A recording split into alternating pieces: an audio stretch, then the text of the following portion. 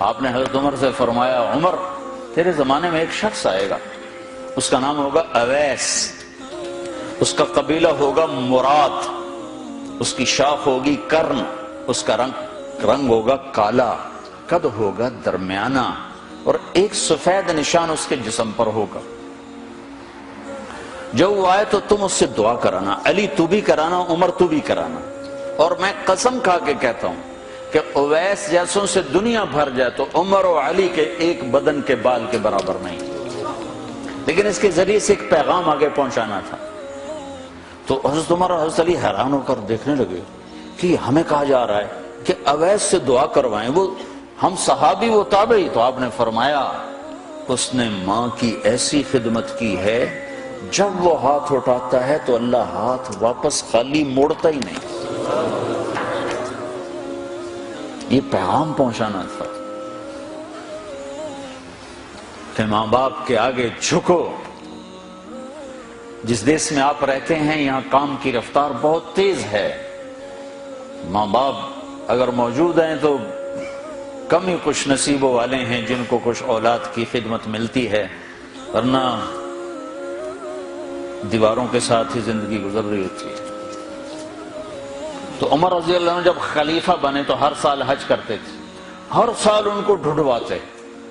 اب مجھے یہ نہیں پتا درمیان کے کوئی سال ہوں گے کہ ایک سال آپ نے حج پر سارے حاجی اکٹھے کر لیے، ایسے اپنے سامنے کا کھڑے ہو جاؤ بھائی، سب کھڑے کر لیے، کہنے لگے بیٹھ جاؤ سارے یمن والے کھڑے رہو، تو سارے بیٹھ گئے، یمنی کھڑے رہے، کہ سارے یمن والے بیٹھ جاؤ قبیلہ مراد والے کھڑے رہو، تو سارے یمنی بیٹھ گئے، مراد والے کھڑے رہے۔ اس سال میں یمن گیا جماعت میں تو اویس کرنی کے گاؤں گیا، ان کی جگہ پیدا ہوئے، جو ان کا قبیلے کے لوگوں سے ملا، اس علاقے سے گزرا، دیکھا کہ اچھا یہاں وہ ہستی پیدا ہوئی تھی۔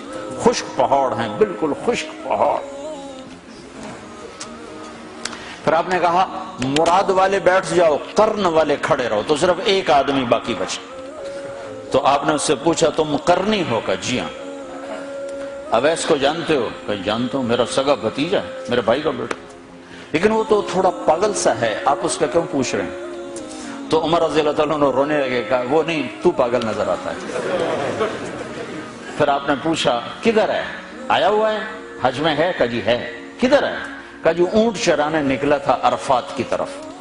تو حضرت عمر نے حضرت علی کو ساتھ لیا اور دوڑ لگائی اور پہنچے عرفات کی طرف، تو دیکھا تو ایک آدمی ایک کیکر کے درخت کے نیچے نفل پڑ رہا اور اونٹ اس کے چاروں طرف چل رہے ہیں۔ تو یہ دونوں حضرات بیٹھ گئے، تو انہوں نے اویس نے محسوس کیا کچھ آ گئے لوگ، تو انہوں نے نماز مختصر کر دی، سلام پھیرا۔ تو حضرت عمر نے پوچھا کون ہو بھائی؟ کہا جی مزدور ہوں۔ کہا تیرا نام کیا ہے؟ کہا جی اللہ کا بندہ۔ کہا بھائی ہم سارے کے بندے ہیں، میں پوچھ رہا ہوں جو نام تیری ماں نے تیرا رکھا وہ کیا ہے؟ تو وہ تو پہچانتا نہیں تھا کہ عمر کون ہے، علی کون ہے، تو پہلی دفعہ حج پہ تھا۔ وہ کہنے لگا تم کون ہو میرا انٹرویو کرنے والے؟ انٹرویو تو میں اپنی طرف سے کہہ رہا ہوں۔ کہا تم کون ہو میرا پوچھنے والے؟ تو حضرت علی بولے یہ امیر المومنین ہیں عمر بن خطاب اور میں ہوں علی بن ابی طالب۔ پھر وہ ایسے ایک دم گھبرائے، دونوں کو سلام کیا، میں معذرت چاہتا ہوں میں نے پہچانا نہیں۔ تو عمر رضی اللہ عنہ نے فرمایا ہاتھ اٹھا، ہاتھ اٹھا۔ برمنگھم والوں کو پیغام پہنچے کہ ماں کی خدمت کیسے کی جاتی، کہ عمر جیسا ہاتھ اٹھوا رہا ہے، علی جیسا، علی جیسا۔